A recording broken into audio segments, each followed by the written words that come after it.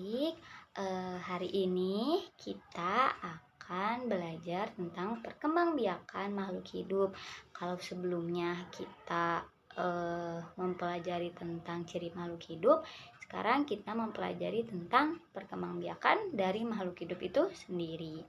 Nah, perkembangbiakan pada makhluk hidup khususnya hewan itu terjadi secara kawin atau generatif. Nah, yang diawali dengan pembuahan.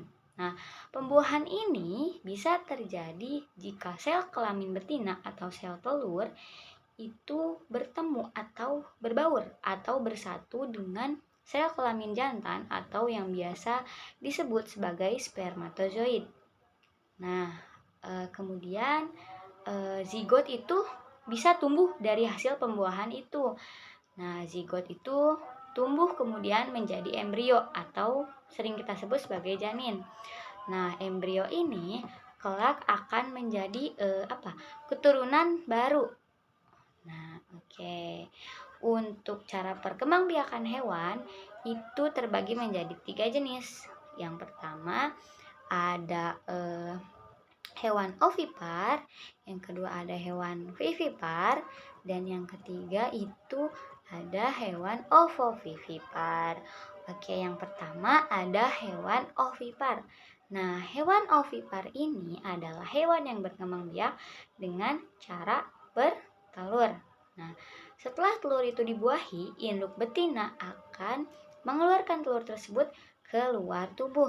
Nah, embrio ini akan berkembang di dalam telur hingga menetas menjadi individu baru.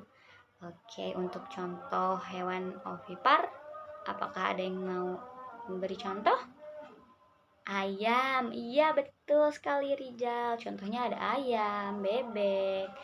Nah, untuk yang kedua itu ada hewan vivipar.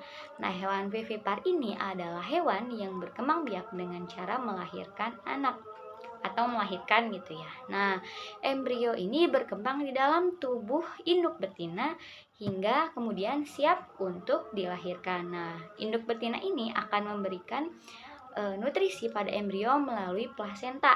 Nah, untuk contoh hewannya itu ada kucing, gajah, dan juga ikan hiu. Nah, untuk yang ketiga ada jenis hewan ovovivipar. Nah, untuk hewan ovovivipar ini adalah hewan yang cara berkembang biaknya itu dengan 2 cara, yaitu bertelur dan juga melahirkan. Oke. Nah, biasanya pada hewan ovovivipar ini biasanya telur itu tetap berada di dalam tubuh induk betina hingga menetas. Nah, setelah menetas, anak hewan itu baru akan keluar dari tubuh induk. Untuk contohnya itu ada hewan bunglon. Oke.